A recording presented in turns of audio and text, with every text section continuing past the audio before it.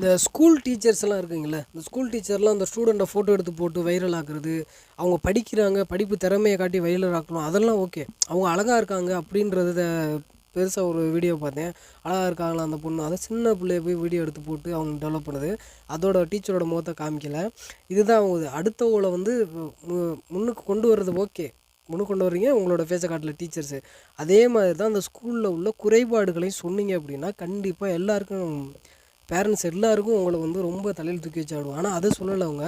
சும்மா படிக்கிறது, பாடம் சொல்கிறது இதெல்லாம் ஓகே. நெக்ஸ்ட்டு அடுத்து அந்த ஸ்கூலில் உள்ள நடக்கக்கூடிய சில தவறுதலான என்ன ஒரு செயலாக இருக்கட்டும், ஒரு கம்ப்ளைண்ட்டு இது மாதிரி ஏதாவது ஒன்றுனா அதையும் சொன்னால் தான் அது புரியுமே தவிர, சும்மா இதை மட்டும் போட்டிங்கன்னா ஒரு இதுவாக தான் இருக்கும். இதை டெவலப் பண்ணுங்கள், எனக்கு வீடியோ போடுங்க.